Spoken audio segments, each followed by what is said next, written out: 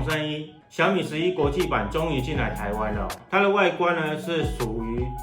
满版全萤幕，上面有一个挖孔。我个人觉得啦，打洞打在这个地方是最合适的，因为比较不会去影响视觉。它是四边都是曲面的。所以它在握持上呢，很容易去不小心摸到。所以小米最新的MIUI 呢，就新增了一个防误触的功能。这个防误触的功能就是它会显示一个红框，在这个红框上面，你即使是碰到萤幕呢，也不会去滑到。这个功能呢，也可以应用在玩游戏上面，直接免除掉你误触的地方，好。然后让你可以安心的玩游戏。那另外它的面板用料也是非常实在哦，它用上的是三星 AMOLED 的萤幕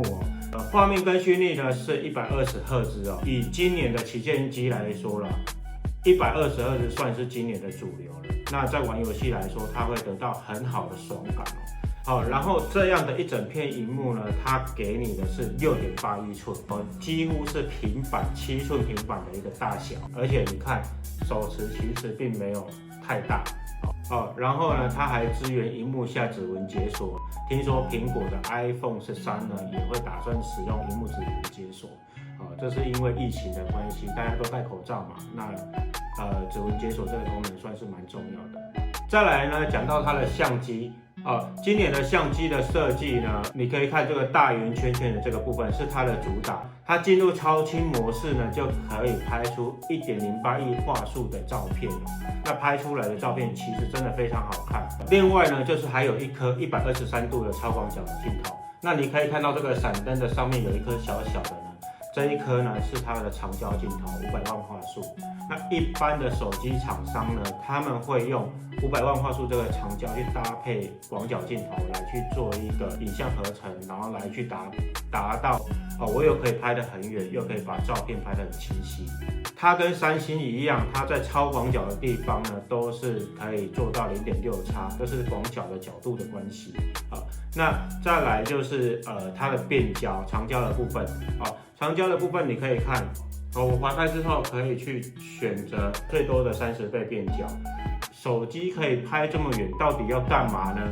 我找到了这个应用。那至于就是实际上实不实用我不晓得，但是我有一点我是觉得说，用这只手机拍照呢，真的是它跟三星还有 iPhone 呢，走出了一个小米自己的风格你可以看这几张照片，不管是超广角端、广角端，甚至长焦变焦它也可以处理到非常的清晰从这几张照片可以看得出来。小米11国际版呢，它同样可以拍出超广角，但是它有一个超微距手机拍照你只要点开这个地方基本上呢就可以去选择超微距。可以看到我拍的这个排水管还有甚至花蕊，还有就是叶子的叶心另外呢，就是点选更多，你就可以选择更多的功能除了拍照品质更好，我发现就是因为它搭载高通 S888的关系，然后透过 AI 的演算法，可以把照片做一个人像分离那其中有一个功能呢是魔法换天，那顾名思义呢，就是去用魔法棒去换天空嘛。比方说啦，今天是阴天，那我拍出了像这一张照片那这张照片呢，你可以去选择这个编辑，选择编辑之后，下面会有很多功能。那其中你找到这个第一页上面的魔法换天，你可以去下载这些滤镜那它有晴空、傍晚、夜景跟动态。好，神奇的来了，你可以1秒让阴天变晴天那我也可以多云有一些云然后呢，也有一些层云甚至呢，我可以让它有彩虹那看起来呢，其实也都还蛮好看的。我觉得夜景很夸张，你看，我可以弄个月亮在上面那甚至呢，夸张一点，我在我家拍出了极光那还有一个动态的部分也蛮有趣的你可以看到，比如说你家附近，你点上去，它就变成一个动态，然后你就可以配上一段话：人生就该把握当下。之类的，你就是可以放上一些很随性的一些当下的心情，然后分享到你的 Instagram 或者是说 Facebook。所以说，即使你是拍出这样子一张不知所云的照片，透过这个魔法幻天的功能，都可以让你就是有一些出色的照片可以去分享。它的自拍镜头呢，虽然就这么小一颗，但是有2000万画素。这2000万画素呢，可以拍1080p 60张的一个影片。那我个人呢是很喜欢它一个自拍的功能就是人像留色你可以在这个滤镜的部分呢选择人像留色。那接着呢，你可以就像这样子，就是可以把我的脸跟背景去做一个合成，然后可以去拍出属于你自己风格的 vlog， 或者是说分享个人当下的心情。那讲完拍照呢，我们来讲电力。小米11国际版呢，它也是用上4000毫安时的一个电力，它一样可以让你看其他的应用程式用了多少电，但是呢，它可以让你去选择我要去过滤掉哪些应用程式正在背景去耗电的。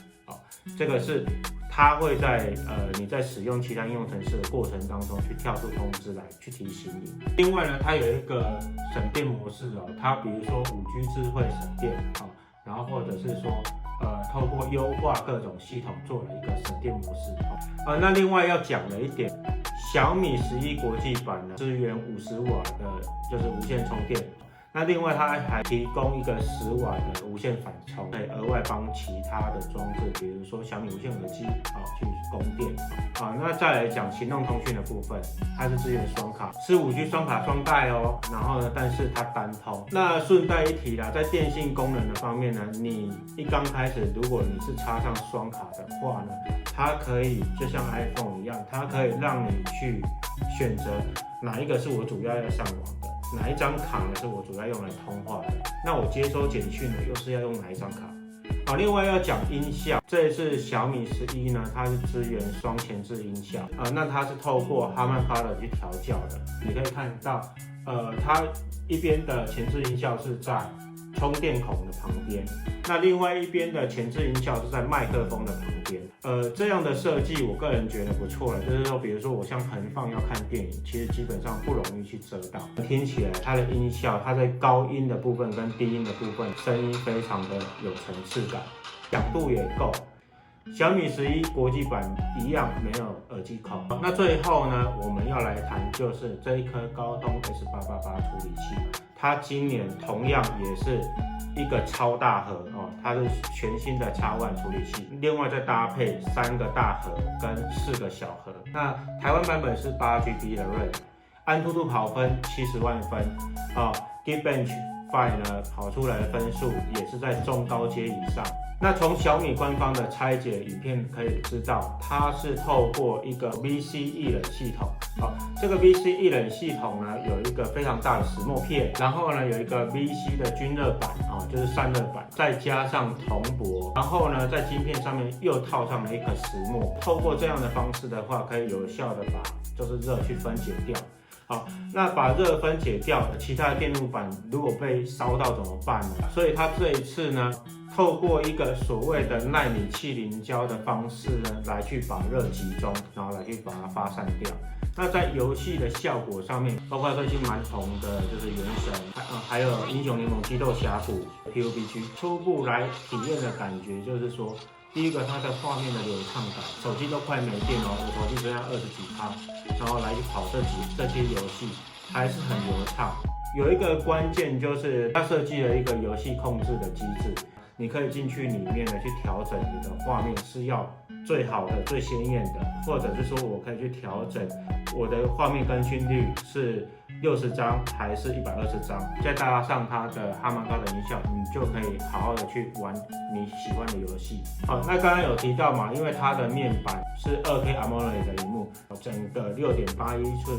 的一个满版的效果，再加上不到200克的一个重量，然后外观也很好看，玻璃机身，拍照能力呢，几乎某些场景已经压过苹果跟三星，这对我来说其实蛮震撼的啦。实际使用一整天下来，其实电力只剩下20几%，这是我个人的经验。从续航力，从